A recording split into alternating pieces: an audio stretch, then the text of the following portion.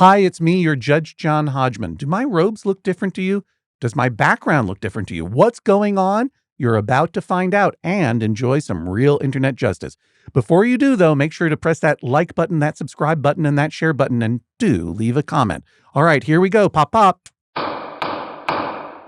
Welcome to the Judge John Hodgman podcast. I'm bailiff Jesse Thorne. This week, Judicious Minds. Karen brings the case against her husband, Ryan. Ryan has a large piece of art that he loves. He wants it in their living room, but Karen says it should only be displayed in a dumpster because it's trash. Who's right, who's wrong? Only one can decide. Please rise as Judge John Hodgman enters the courtroom and presents an obscure cultural reference. My paintings belong in a gin mill, not in a museum. If this modern crap is art, then just call my paintings beautiful. Don't call them art. Jesse Thorne, swear the litigants in. Can I ask what's going on with you, John, before I swear the litigants in? Yeah. So, I'm a little, so people who are watching on YouTube can see this. Right. We're in the same room today. You're in Los Angeles. That's right. You appear to be dressed as a... Well, here's the thing, Jesse. Yeah. I'm in Los Angeles. I came into town for a lovely wedding. Uh-huh. And then I was like, well, let me stay over Monday and I can record in person with my friend Jesse Thorne. This is a treat that we don't always get to enjoy. Right. Unless we're on the road with that Judge John Hodgman Road Court, MaximumFun.org/events. And I was like, oh, great. And so we set it all up. And then when I arrived in LA, I realized that I forgot my judicial robes at home. Right. Luckily, we're in the season of scary, so I was able to go to a Halloween store. And I'm like, I need some judge's robes right away. Right. And they said, well, we don't have any. We have two choices for you. Death or plague doctor. Uh-huh. Now, death is the ultimate judge. Right. You know what I mean? But it's a little grim. Right. And I got to tell you something, Jesse. I've always wanted a plague doctor mask. Uh-huh. And it came with the robe for free. Right. So I'm a plague doctor. You could write it off on your taxes. Yeah. I also forgot my gavel. Right. Which I really amateur hour here at Judge John Hodgman. Uh-huh. On my side, not yours. Yeah. But as I was checking out the point of purchase area, the checkout, they had these pop-pops. You know, these pop-pops? Yeah. These are these little snaps that you might little buy snappers. at a souvenir store in So I was Chinatown. like, well, that's better than a gavel, I guess. I mean, this is going to be my gavel today. There we go. That's the sound of a gavel, but I guess maybe I'll put on my glasses so I can do the show. Yeah. All right. Why don't you swear them in while I disrobe? I honestly Not thought... disrobe, but dismask. Karen and Ryan, please rise and raise your right hands. Do you swear to tell the truth, the whole truth, and nothing but the truth, so help you God or whatever? I do. Do you swear to abide by Judge John Hodgman's ruling, despite the fact that the only decoration in his office is a big weird poster that Ken Plume gave him? I do. Judge Hodgman, you may proceed. Very kitschy poster. It's a very kitschy poster. Kitschy poster from our friend Ken Plume, producer of We Got This. Of a Persian knockoff of E.T. Mm-hmm. Well, Body, it's called. Look it up. B-A-A-D-I or B-A-D-I. Anyway, Karen and Ryan, you may be seated for an immediate summary judgment in one of your favors. Can either of you name the piece of culture that I referenced when I entered the courtroom? Karen, why don't you go first? Sure. Do you want to hear it again? Yes, please. All right. My paintings belong in a gin mill, not in a museum. If this modern crap is art, then just call my paintings beautiful. Don't call them art. Okay. It's your turn now, Karen. I spoke, now you do. Sure. Let's say Andy Warhol. Warhol. An interview with a magazine. Famous art hater, Andy Warhol. Andy Warhol. Well, I mean, you know. Who knows? Yeah. He said different stuff. I mean, yeah. Right? I mean, controversial. Mm-hmm. Controversial artist. Mm-hmm. It took some time before he was fully accepted into the art world because he was just painting. He was just sort of replicating popular culture, right? Yeah. They're controversial. And filming flies crawling on naked ladies. That's right. Ryan, what's your guess? Oh, geez.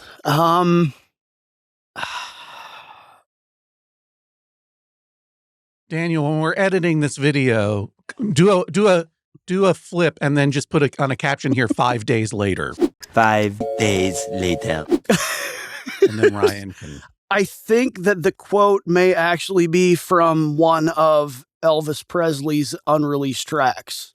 One of Elvis Presley's unreleased tracks. Was Elvis Presley a painter? My paintings belong in a gin mill is how it began. I know he did karate. He certainly, he was a master of karate. Yeah, I mean, I think that his karate was his art. It was his, It was a physical painting. Yes. Jesse, I can't remember. We're just back now from our Midwestern leg, and it was either in Ann Arbor or Madison. I don't think it was in St. Paul. It was either Ann Arbor or Madison, where there is a plaque outside of the site of a former gas station where Elvis Presley broke up a fight. Yeah. He was being driven by, and he saw two guys starting to mix it up, and Elvis Presley like, this cannot stand. And he got out, and he did a bunch of karate poses even. Yeah. And they were like, okay, we won't fight anymore.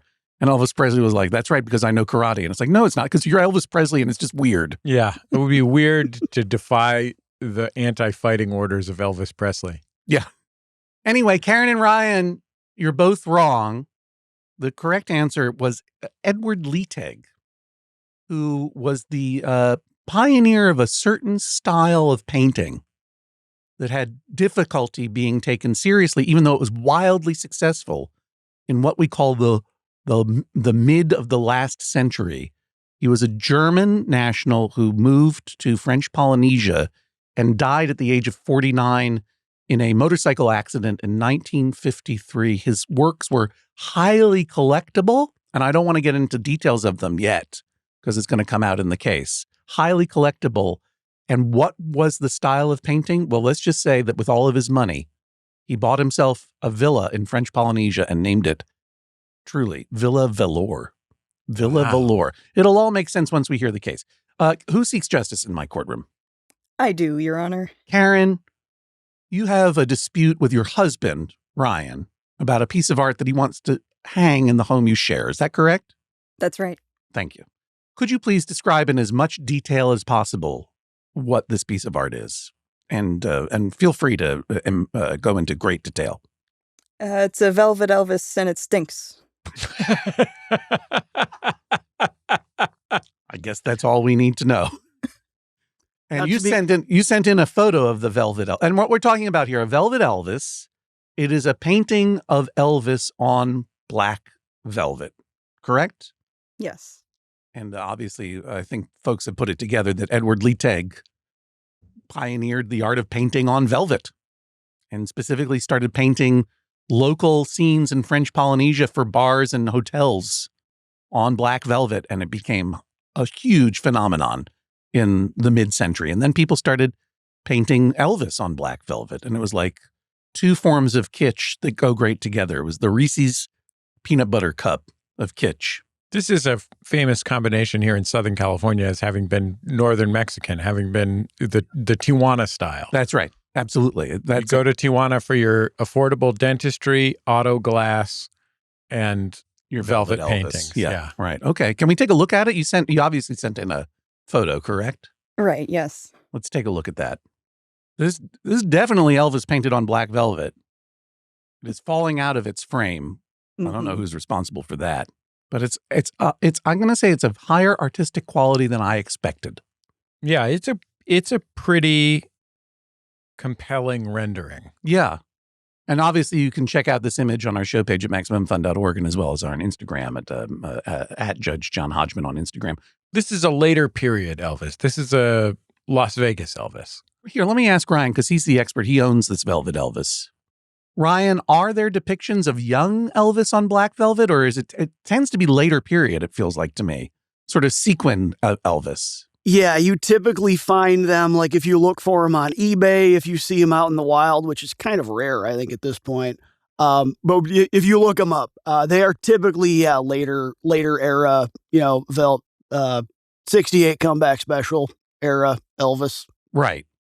Okay, that makes sense. And when did you get this Velvet Elvis? How did it come into your life? So I got this. I was in high school. I want to say it was about 96 or 97, I think. Oh boy. Young people. So I've had it since then. I grew up in a very small town. The kind of town where twice a year the entire town will have like garage sales. Like everybody just has garage sales one day set aside on a Saturday. Mm-hmm. And I had been hanging out with a friend of mine from high school all day, and it was kind of getting later in the day, early evening, and we went back to her place. And her parents were breaking down their garage sale with things that hadn't sold. Sure. And they had this painting. And I saw this majestic painting with a price tag on it that said $5. And I went to her mom and I'm like, I will give you $5 for this. And her mom's response was, just take it. Just get it out of here. Whoa. So I had been to their place. I had never seen it displayed before. I don't remember if they had ever had it up before. I think this was the first time I saw it, but I was like, I must have this. So where are the places that has this cursed, because they obviously want to get rid of it because it has a curse.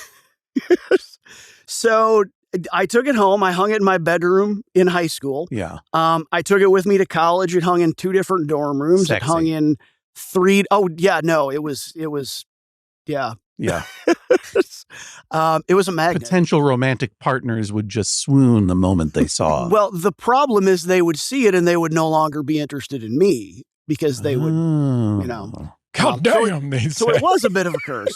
But then, every apartment, 3 different apartments in college I had it in. After college, I moved to Chicago, lived in the same apartment for 15 years in Chicago, and it hung there. And it's Where in your apartment in Chicago did you display this treasure? Yeah, my apartment in Chicago was in kind of a little hallway between the living room and kitchen. It's transitional piece. Yeah. Mm-hmm. But yeah, the kind of thing that you would come into the apartment and you would immediately see it. Like It was always sort of an area of prominence for obvious reasons, because it is obviously quite a conversation piece. Karen is shaking her head. Let me ask you this question, Karen. When I first asked you to describe this piece of art, you said something and it stinks. You mean that literally, right? Yes, I do. It smells bad. It smells bad. Ryan is a smoker, and while he does not smoke inside our shared home, but he does smoke, and he smoked in his apartments where it hung for many years, and it smells how you would expect.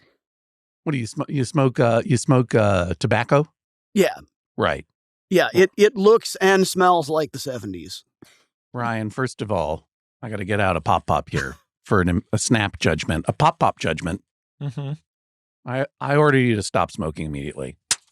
Okay? It's not good for you. That's great. Stop it. Stop it already. No good. It's no good, and it's not cool. And also, it stunk up your Elvis. So you're talking about at least a dozen years of smoke as in that black velvet, and it smells bad, right? 15 years, yeah. 15 years, all right. Mm-hmm. And so when did it come down? When you started dating Karen? You guys have been dating for 10 years, living together married for 2, living together for 4. That's what I understood from our conversation earlier. Yeah. So in 2020, when I moved in with her, moved into the place that she owned at the time. Right. And it was a small place, pretty small for 2 people. Yeah. And a lot of my stuff there wasn't room for it. So it was among the many things that just went into a storage unit for 4 years. Did you, I mean, first of all, good for you for not imposing a Velvet Elvis into a home that you do not own. She had taken you in. Did you propose to hang it initially in that home? Yeah. Oh, yeah. And what happened? And she said no. And I said, well, okay, this is, you're letting me move in with you. This is your home. That's understandable. But yeah, I mean, the plan was always for us to eventually move to a bigger place. Pop-up judgment, you're a good guy. Oh, well, imagine that it went. Thank you, Jesse. Yeah. I did not want to impose my things, where there wasn't going to be room for it anyway. And like I said, I was already putting a lot of other stuff in storage. So it sat in a storage unit for 4 years. And we recently bought a bigger place, the 2 of us together now. So now that this is our home, this is no longer just her place. This is our place. Congratulations. Oh, thank you. as I was unloading stuff out of the storage unit, I said, "Oh, let's revisit this." And she said, "Let's let someone else revisit this." And that's how we ended up here. So. Well, Karen, you say that you want to put this in a dumpster, and indeed you sent in some evidence that says Exhibit B, caption, why the Elvis is a, quote, good candidate for the dumpster. Let me look at Exhibit B here. Okay, well, it's two photos. One is the frame seems broken. Is that what you're trying to highlight here, Karen? Tell me about these photos. Those look like the stretchers. Yeah, the stretchers are broken in at least two places that I could see. What are the stretchers? Everyone's talking about stretchers like they know. What are you, all framing experts? That's what the velvet is mounted on. So the frame goes around the painting. That's decorative. But the painting is actually mounted on wooden stretchers. The velvet is stretched across an inner wooden frame. That's how it gets taut. Exactly. Right. Okay. Gotcha. So the stretchers are broken. Mm-hmm. And the frame is broken, so it's kind of not in good shape. So it's probably a good idea to have it restretched and have a new frame made. You feel that Elvis has left the building, as it were. It's come to the end of its useful life as a piece of art, right? Yes, and I feel like, hearing the origin story, that it might have been garbage for a very long time. Might have been garbage the moment that this cursed thing came into Ryan's hands. That's right. Ryan, was the case of the garage sales like every year they would have the garage sale just to sell off this Elvis to someone else? Like, it just hit every garage in town? Not that I know of, but I would not be surprised if they had it on more than one garage sale. Yeah. I think it became garbage the moment it was deaccessioned from the collection of the Chicago Institute of Art. I just happened to scroll down here to Exhibit C, which is a chair that Ryan likes. A chair that Ryan likes. And there is a cute dog in this photo, too, isn't there? Who's this cutie? His name is Q. What do you want to say about this chair? It looks a little dated, shall I say? Like both old and dated in style. How would you describe this chair, Karen? Stinks? It doesn't actually stink because it is, in fact, brand new. Oh. This is something that Ryan purchased for our new home without telling me. And it arrived one day, and I don't like it. I think it's pretty silly. You maybe can't tell from the photograph, but it is like of a plush material. I was going to say it looked a little velour-y, a little velvety, a little furry. It's a metal frame with basically it looks like someone killed a stuffed animal and spread it over this metal frame. Yeah. And it's also got a mushy ottoman that goes with it. Why are you sharing this evidence of this chair? Because I want to demonstrate that I haven't refused any other decor that Ryan has decided to display. Well, you didn't have a choice. He bought it without your knowledge and just put it there. Fair enough, but we're not here to litigate about the chair because I've accepted it. So your point is, I have accepted your ugly chair. It's time to get rid of your stinky Elvis. Basically, yes. You love Ryan. Of course. You've been dating for 10 years. So this Elvis has been in your life for a while. What did it feel like when you first saw it? I thought it was pretty stupid. Yeah. But it wasn't up to me. It was his and his apartment, so... Well, you're right. The decor of his apartment was not up to you, but your choice to hug and kiss him was up to you. Yeah, to do it before Elvis. Yeah. I mean, but you could have looked at this thing and said, this guy's not for me. But you didn't, because Ryan has other qualities. Right. He's more than just an Elvis haver. What other qualities does Ryan have that you love?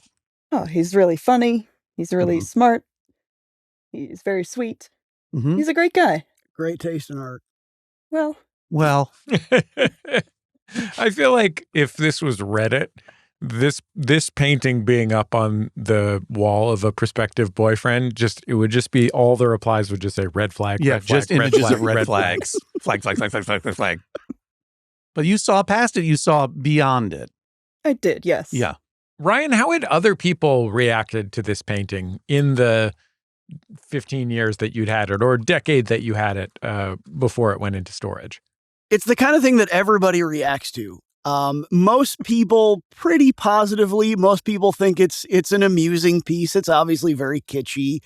It's the kind of thing that when people see it, people that know me see it, they say, yeah, that seems like something that you would have, if that makes any sense. I'm wondering if your apartment, before you moved in with your partner, was like a B-52's music video set or Cory Doctorow's house. Yeah. Somewhere where this kind of kitsch would fit in with a bunch of, atomic coffee tables shaped like amoebas and right. stuff. I mean, I guess we're trying to figure out just how googie were you?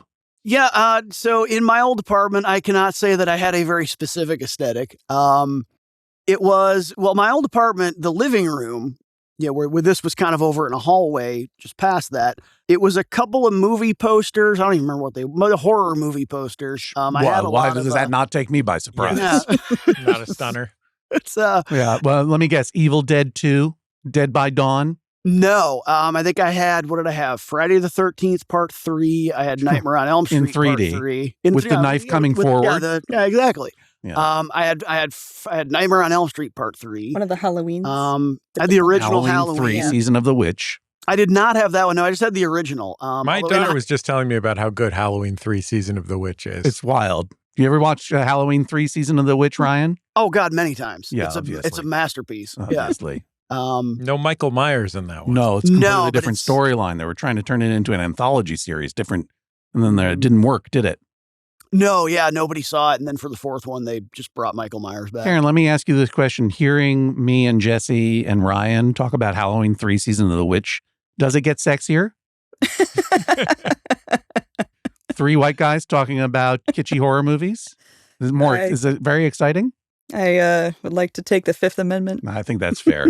Ryan, it says here that you also have a wall of Taylor Swift.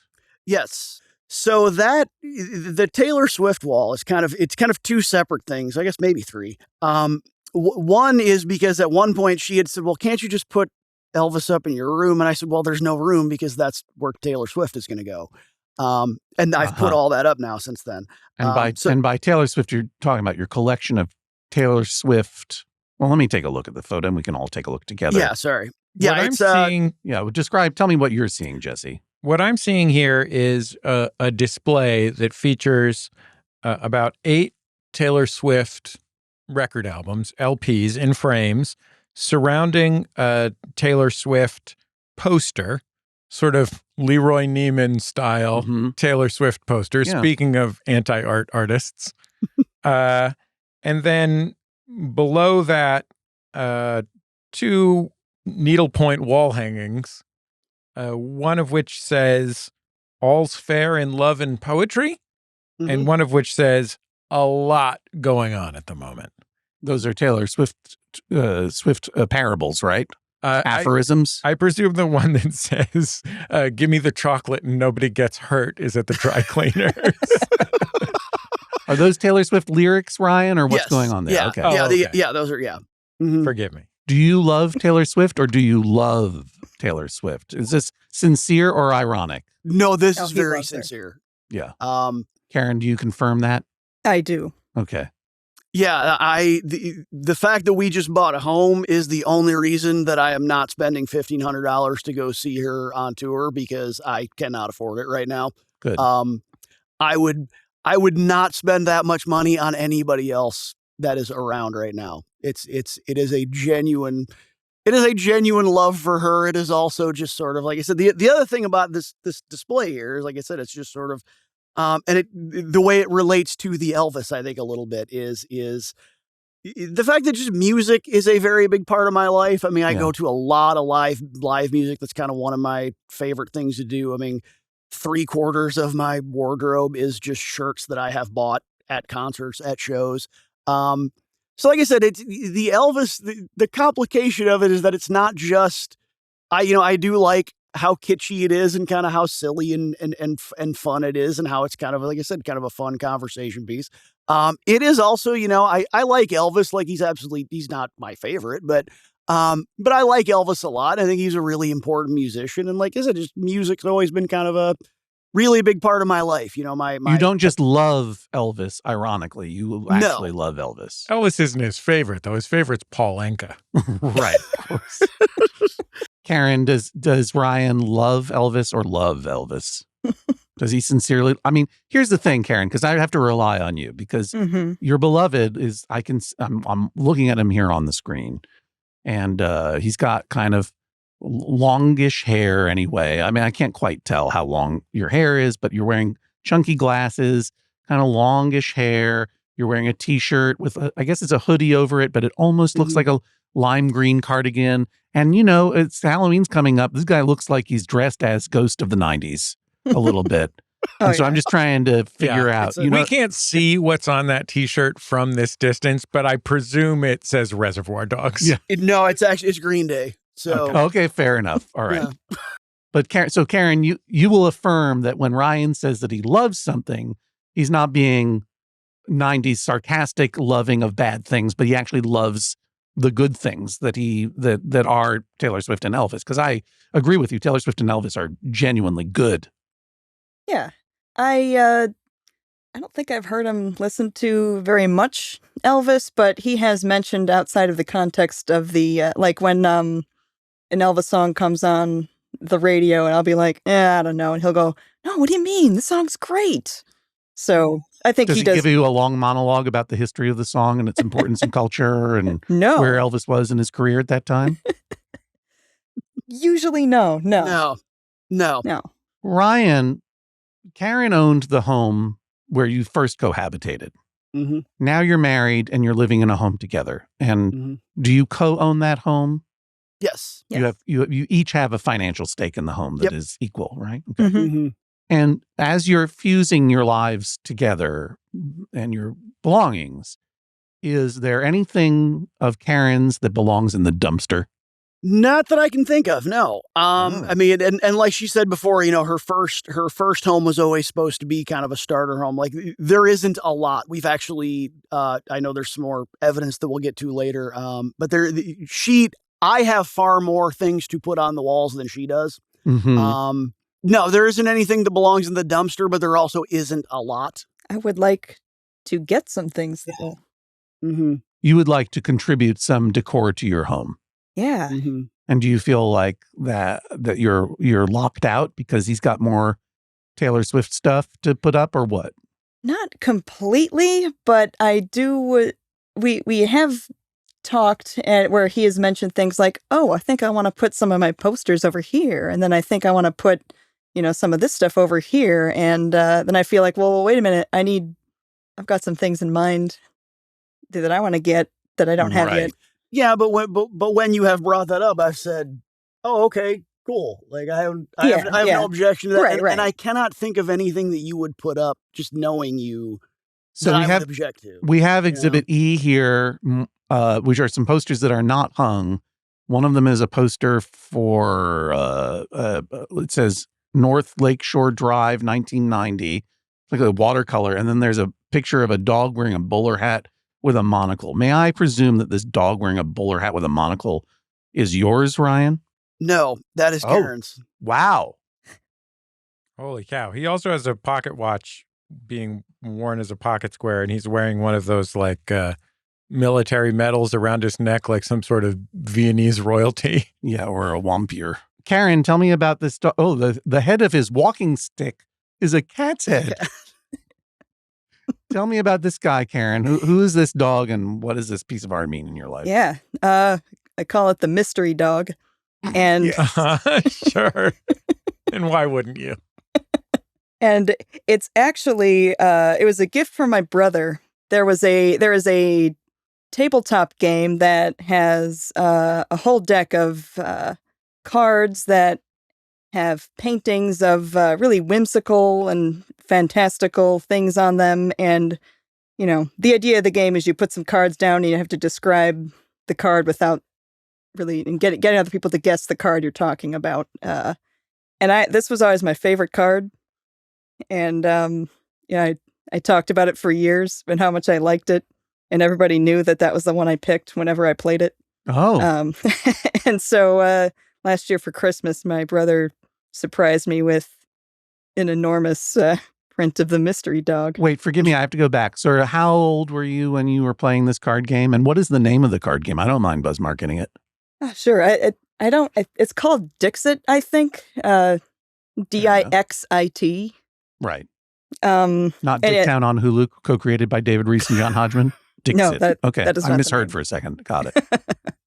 Yeah, and no, this is just in the last 3 to 5 years. You've been playing Dixit, so this is not Yes. this is not a teenage No, obsession like Ryan's teenage obsession. How Right. large is this dog wearing formal clothes? Yeah. How big is your mystery dog?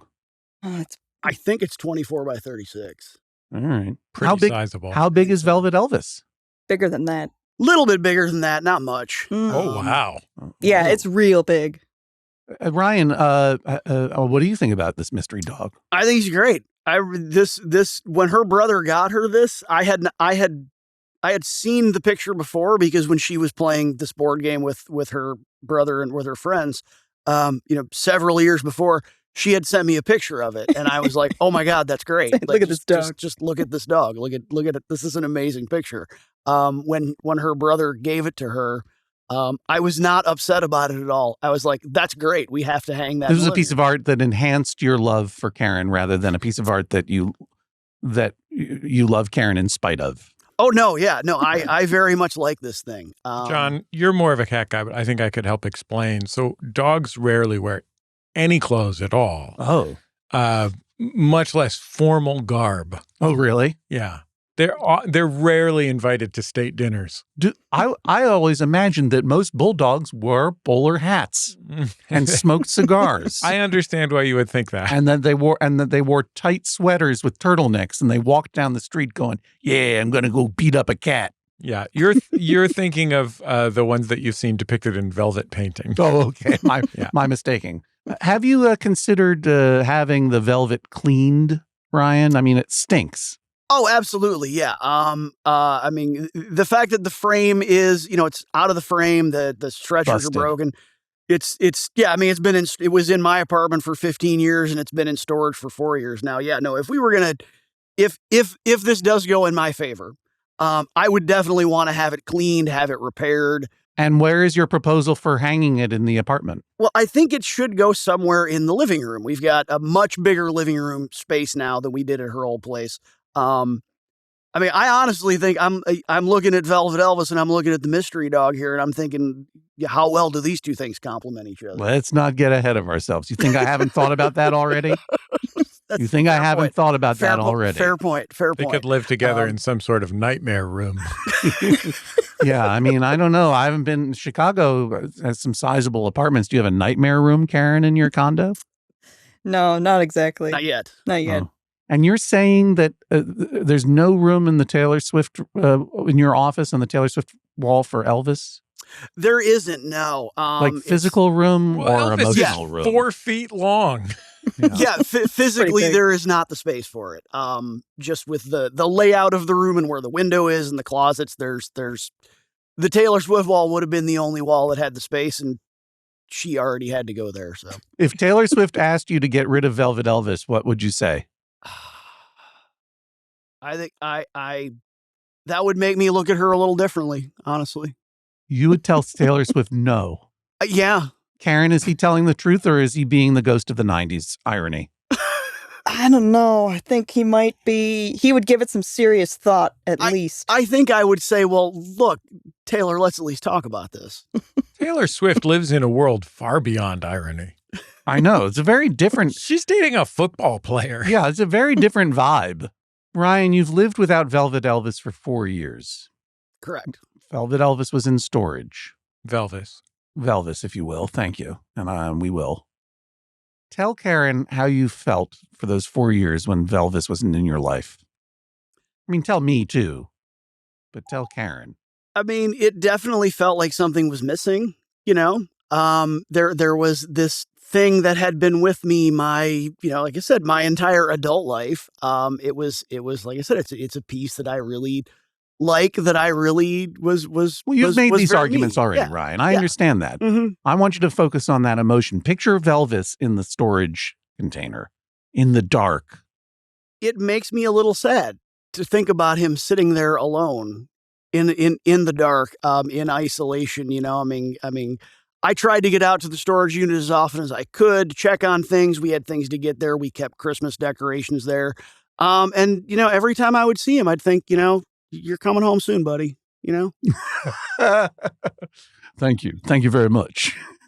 How does it make you feel to picture Karen, your wife, gazing through her mind's eye at Velvet Elvis in a storage unit, saying, "We're never, ever, ever getting back together"? It's hurtful. Has your attitude towards Velvis ever changed, Karen? No. Let me ask you. Picture Velvet Elvis in the dark in the dumpster with like a can of crushed tomatoes splattered on him. Maybe the bones of a fish, Maybe the bones of a fish. a banana peel, all the classic trash. Yeah, exactly. And also I want you to picture Mystery Dog in his bowler hat with his monocle looking into the dumpster going, I win. I see you laughing and smiling. How does that make you feel? Another victory for the ruling class. I mean, I wouldn't delight in it being destroyed. I just don't want to look at it all the time. Or smell it. Or smell it, importantly. Would you accept it in Ryan's office, knowing that it's there? Yes. You would accept it.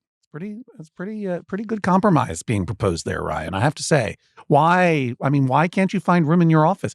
I'm only seeing one wall of Taylor Swift memorabilia. I would imagine that if it's a full room, unless it's what you call a nightmare closet, or what do you call it? A demon room? Yeah. Anyway, there are probably other walls. Unfortunately, like I said, just the layout of the room where the closet is, where the windows are, there are not. I will say, though, Does it have a ceiling? Can you put them on the ceiling? It does have a ceiling. I suppose I could put them on the ceiling. That's I'm going to have to take the mirrors down. See, this is going to be the reaction here. That Lionel Richie song, "Oh, What a Feeling," Velvis on the ceiling? Yeah. Let me ask you, what's the thing you dislike about Velvis the most? Is it, and it's a 3-part question. Option 1, it stinks. Option 2, it literally stinks. Option 3, it symbolizes Ryan's inability to grow up and put childish things behind him and move on with his dual life together in a home that you share. I will remind you, you're under fake oath. I know. I have to genuinely say number 2. It literally stinks. It literally stinks. Really? That's the thing that most annoys you about Velvis? I have not put very many childish things behind me either. What is your Velvet Elvis? What is your Velvet Elvis? Text it to Jennifer Marmer. Ryan, you give it some thought. I'm going to go into my chambers. I'm going to consider my verdict. I'll be back in a moment for the answer and my decision. Here's some Newlywed Game music. Please rise as Judge John Hodgman exits the courtroom. Wow. Ryan just turns a card around and it says, "In the butt." Ryan, how are you feeling about your chances in this case? I feel good about my chances of not having to throw it away. Karen, how are you feeling about your chances? Given that we're discussing techniques for fixing up Velvis, not feeling too good. Okay. Well, have you sent something to our producer, Jennifer? I have, yes. Okay. Well, we'll see what Judge Hodgman has to say about all this when we come back in just a moment.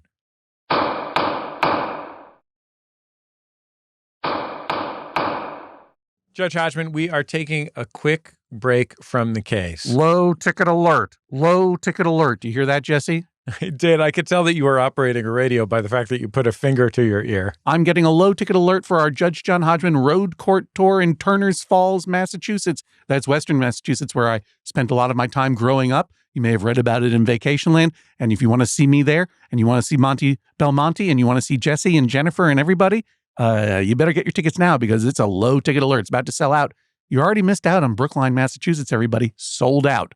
But we do have shows coming up as well in Portland, Maine, and Burlington, Vermont. And where else, Jesse? Well, in January and early February, we are headed to Vancouver, Seattle, Portland, Oregon, and of course, Los Angeles alongside Jordan Jesse Go, which is a show I've heard is pretty good. That'll be the last show of this tour. Exactly. All of that information is online at MaximumFun.org/events. We have been having such an awesome time on the road. I had such a nice time in Madison, Wisconsin. Yeah. A beautiful day, 78 degrees outside. Gorgeous. Gorgeous. I went down Blue, to the sunny lake. skies. Went down to the lake, FaceTimed with my family. Yeah. It took a little bicycle ride, went to some nice vintage shops, bought myself a vintage Chris Mullen t-shirt. Oh, amazing. We had the nicest time. And then of course, in Minnesota, I got to pet capybaras. You know where I had a nice time, Jesse, Where? on tour? On stage. Yeah. Presenting comedy, song, justice, and companionship and friendship with you and to all of the audience members in all of the wonderful places.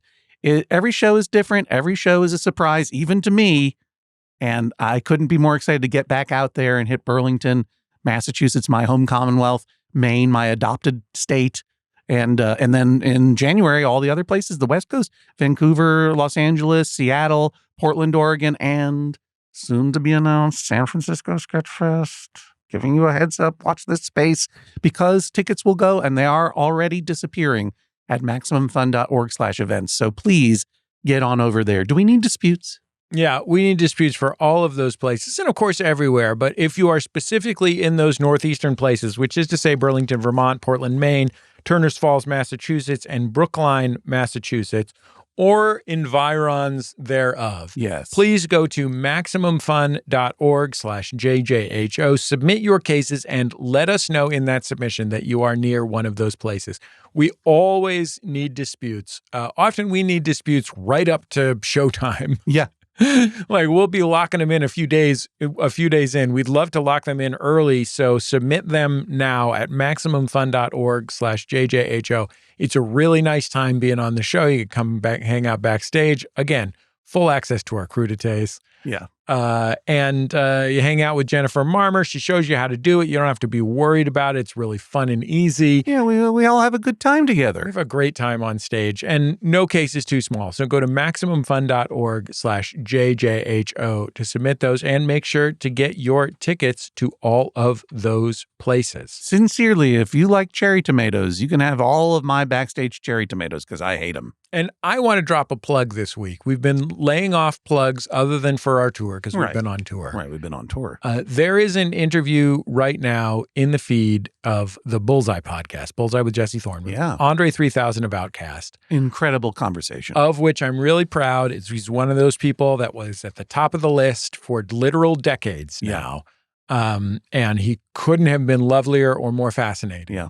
Talking about making flutes and when you're too old to rap and all kinds of, and what kind of art you should make as you get older and how you should appreciate art, new art as you get older, that were profoundly moving to me. And he's just such a charming, fascinating guy. And we also talked about outfits some. If anybody's worried we didn't talk about outfits, don't worry, we talked about outfits. If you want to hear Jesse Thorne's dream come true as he talks to Andre 3000 of Outcast, go to Bullseye right away and listen to all of the incredible conversations that you've had.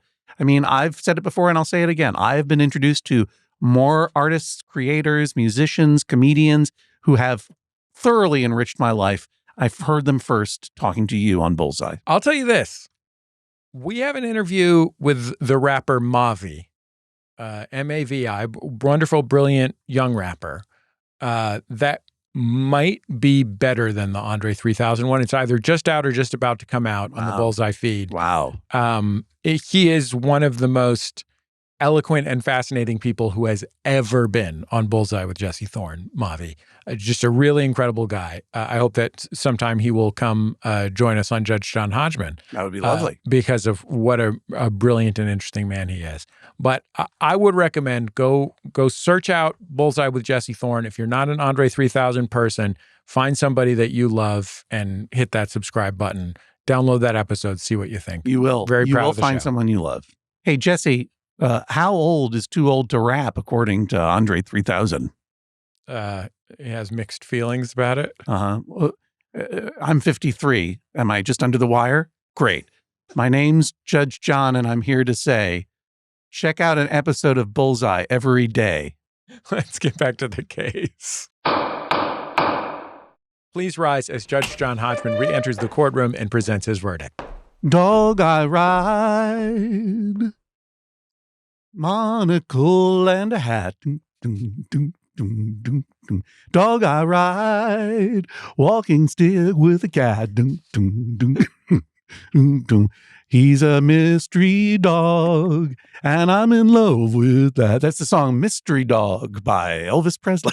I just assumed it was Velvet Elvis by Weird Al Yankovic. All right, we're back from the break. Before I go into my verdict, we have to finish the game show portion. Ryan, I asked you, what was Karen's equivalent of Velvet Elvis? Do you have an answer? I do. And I want the answer. And Ryan, it has to be one thing. Are you ready to reveal it? Yes. What is it? I think it is her collection of mini ears from Disney World. Minnie Mouse ears from Disney World is on the board. Karen, hang on. Jennifer Marmer. Well, she's not on mic, right? I can be. Okay. Jennifer Marmer, Karen sent you her Velvet Elvis. Yeah. What did she write? She wrote, World of Warcraft, Wrath of the Lich King signed poster. Boom, boom, boom, wow. Whoa, you got the Lich King's autograph? The man himself. You met the Lich King? Unfortunately, your answers did not match up. You did not get the ceramic leopard or the trip to French Polynesia to visit the manor, Villa Velour, of the creator of Velvet Paintings. But I do have instead some parting gifts for you, which are judgments and orders. All right. Here's the thing. I have become convinced in talking to both of you that despite your 90s attire, you do have sincere preferences and affection for each other, obviously, and also for certain things in your life. And what I've become convinced of is that Ryan's affection and connection to Velvet Elvis is as sincere and heartfelt as Karen's aversion to it is. And Karen did not take option 3, which I extended to her, which I kind of thought that, this is what we call forwarding the crux, which is that she thinks that the big problem with Velvis is that it literally stinks, as opposed to it symbolizes Ryan's inability to leave childhood behind and start to fuse his life in a new way, in a new home with you, which, that's kind of what I thought was going on here. But you didn't choose that. If you had chosen that, my verdict might have been different. I couldn't lie. I couldn't lie to you. I appreciate it. And now, now that I've gotten the chance to know both of you a little bit more, and I know about the weird video games that you both like, but I mean to say, like, I believe that that your aesthetics are more aligned than not, shall we say. And yet that there is this outlier. There is this Velvis. Was I thinking that Velvis and Mystery Dog should sit side by side in a place of prominence to represent the synthesis of your relationship as it has grown? Yes, I did consider that very seriously. And I know that would make Ryan very happy, but I am not convinced of two things. One, that it would make Karen happy at all. And B, that thing isn't going to smell. And the smell of it is truly the most compelling element of this case. I doubt very much after 12 to 15 years of smoking in front of this velvet that it's ever going to smell okay. I don't think there's enough Febreze in the world to get to a point where Karen's not going to be able to smell it. And that is because, if I may, Ryan, I'll tell you a little story. There is another guy who sort of lived an ironic life in the 90s. Another guy who dabbled in kitsch. And another guy who smoked cigarettes in the 90s because he thought it was cool and that somehow he was invincible. And that guy was your Judge John Hodgman. And I'll tell you what, I'm going to let you keep Velvet Elvis in your life on the condition that you freaking give up smoking. Because that's kid stuff that has got to go away at your age. Sorry. I loved smoking cigarettes. It definitely was cool, but it is the worst.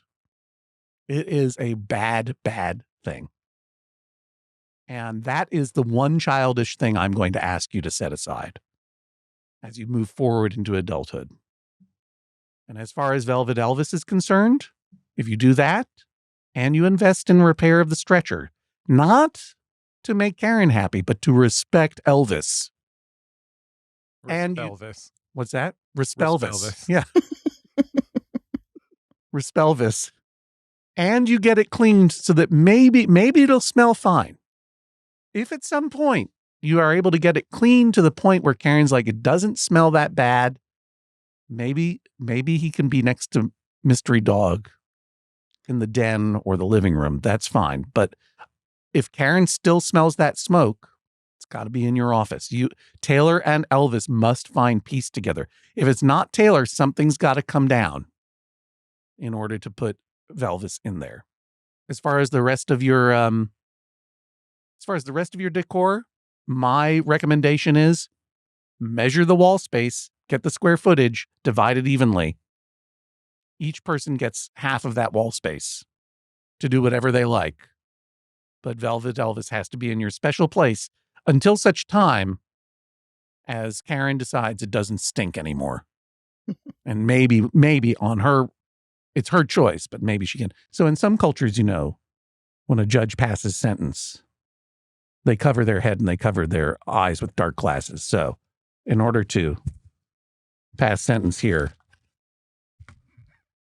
I order that Velvet Elvis be restored and taken care of and given a place of prominence somewhere within Ryan's office where it belongs. This is the sound of a gavel. You get up into a girl's face, very close, and you say, "Yeah!" And it blows their hair straight back, Judge John Hodgman rules that is all. Please rise as the plague doctor exits the courtroom. Where was I? I just came. I feel like I've been dreaming. Where am I? In Los Angeles? How did I get here? Karen, how are you feeling? Pretty good. I think that's good and fair, and I'm excited for Ryan to stop smoking most of all. Ryan, are you ready for this?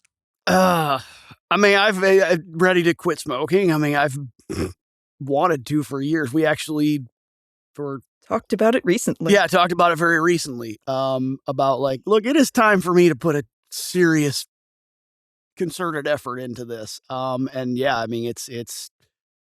it's costing me a lot of money. I am not getting any younger. It's something I should have, in a world where I can't go back and say I should have never started. It's definitely something that I, like I said, have thought about a lot recently, that I need to put a real serious effort into. Well, Ryan, you'll be glad to know I got a dry cleaner recommendation that's going to clean Elvis right up. Rave Fabricare. All right. Unbelievable. They do unbreathtaking work at Rave Fabricare. Karen, Ryan, thanks for joining us on the Judge John Hodgman podcast. Thank you. Thank you. Another Judge John Hodgman case is in the books. In just a second, we'll have swift justice. But first, thanks to Redditor Mishnak. Thank you, Mishnak. For naming this week's episode Judicious Minds. We can go on together with Judicious Minds. Judicious Minds. You know what? I like that song. That's a great song. You know what? I like Elvis. Wow. There's some Elvis that I like. Oh boy! Wow. I'm here with Ryan on the this one. The faintest of praise. There is Elvis that I like. For example, I do like that song, "Suspicious Minds." Yeah, it's a good one. Mystery Train is good too.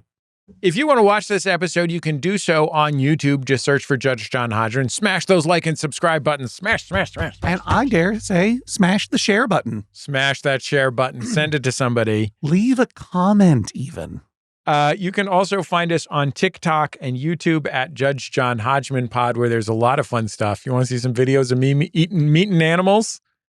All that capybara footage is over there on the visual social medias, the YouTube and the TikTok. And John, Yeah, if you follow us on Instagram or on TikTok I do. or on YouTube, I do that too. I've got great news for you. Tell me. You're going to see the video of me meeting capybaras. Can I tell you something? Yeah. You're talking about when we visited Sensible Safari. Sustainable Safari. Sustainable Safari. Yeah. Which is an incredible animal encounter area within a mall in Maplewood. It's the Maplewood Mall. Yeah. Outside of Shockingly St. large Paul. and pleasant. Yeah.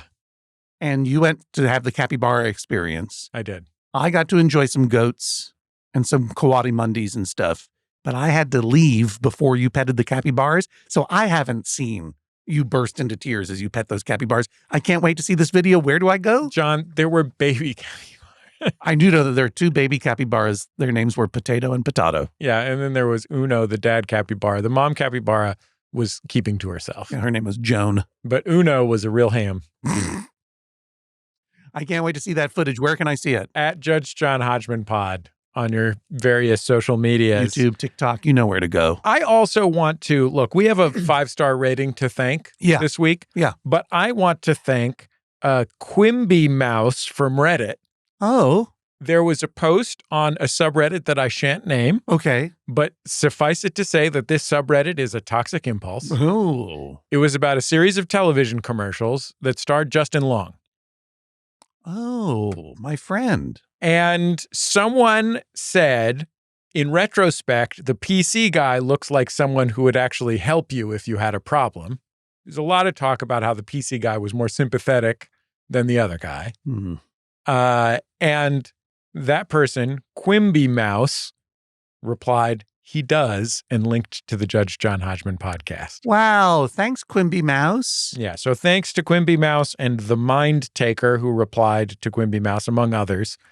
And thanks to everyone who recommends the Judge John Hodgman podcast, whether it's on Reddit, on your own social media, or elsewhere, such as in real life. It means a lot to us. And by the way, Justin Long will help you out in a problem. Yeah, Justin Long seems like He's a really nice guy. Yeah. He's a really terrific fella.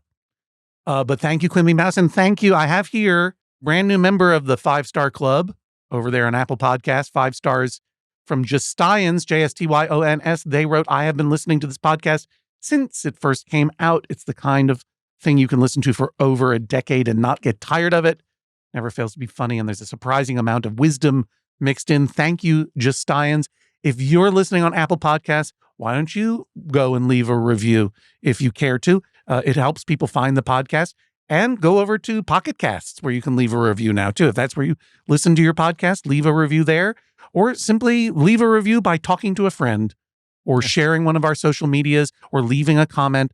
All of this stuff not only gives me something to do and read and feel better about myself, but also it really does help get the show out there and help people discover the show, which is really, really great. So thank you. Judge John Hodgman was created by Jesse Thorne and John Hodgman. This episode engineered by Max Fabian at Tightrope Recording in Chicago, Illinois. Thank you to Max. Chicago, Illinois. What a cheerful man Max is. Indeed. Made us feel special. Indeed. Our social media manager is Natty Lopez. The podcast is edited by AJ McKeon. Our ever-capable producer is Jennifer Marmer. Our video editor is Daniel Spear. Now, let's get to swift justice, where we answer small disputes with quick judgment. All right. Sock Quirky 7056. Well, let's get their last name right. 7056. My sister pronounces the word narrator with 4 syllables, like narrator. Narrator. She insists that this is how it must be pronounced. Please help. Well, I don't know the name of your sister, Sock Quirky 7056. Maybe it's Donna 7056 or Teresa 7056. Sure. Sally 7056. All my love goes out to the entire 7056 family, but your sister's wrong. It's narrator. It has 3. Now I'm saying it weird. Narrator. Narrator. That's what I say, narrator. I say narrator too. But I would never say narrator. No. Sorry about that, sis. Speaking of words. Oh, great transition. I want to hear some more disputes about language. We haven't done one of those in a while. Does your loved one use a word or a phrase that you cannot stand? Does a sibling use a word? You know what phrase I hate? What's that? Use your words. Oh, yeah. You know, that pops up a lot online. You know what I can't stand? No. When like school administrators or like childcare people call children kiddos. The kiddos. Yeah, right. Oh, I can't bear that. Here, you want to hear something I can't stand? What? Going to set the internet on fire right now. Okay. There are a lot of people who like this word, a lot of people who don't. You give something to someone. You don't gift them something. Oh, yeah. A present, I received this present. It was not gifted to me by whatever. It's awkward and it's wrong. If you have a dispute with me or with someone else about that phrase or any other, obviously send it in, MaximumFun.org/JJHO. I will say it again, MaximumFun.org/JJHO. I think we also need some disputes in New England, right, Jesse? Indeed. We are headed on the road court tour to, Burlington, Vermont. Burlington, Vermont, Western Massachusetts. Yes. We're headed to. We are headed to Brookline, Massachusetts. My hometown. And we need, and to Portland, Maine as well. Maine. We need your disputes in all of those places or wherever you are in the world. Go to MaximumFun.org/JJHO. And if you're in the Northeast, make sure to let us know if you are within driving distance of one of those places, because we might need to feature you on stage in the Judge John Hodgman Road Court Tour. We might just need to feature you. And I'll say again, I mentioned this before, big hometown show in Brookline, Massachusetts at the Coolidge Corner Theater, where I worked as a teenager, one of my favorite places in the world. And yet it is sold out. There's no way to get in, no way at all, unless you have a dispute that we choose to feature on stage. Then you're going to, not only do you get into the show, you get VIP treatment. Yeah, absolutely. Yeah, you're past the velvet rope. Wherever you are, whatever your dispute, it's what makes the show go. MaximumFun.org/JJHO to submit those disputes. And of course, I have to say, MaximumFun.org/events again to get those tickets for the last shows of the year in Vermont, Massachusetts, and Maine. We'll talk to you next time on the Judge John Hodgman podcast. Maximum Fun A worker-owned network of artist-owned shows. supported Directly by you.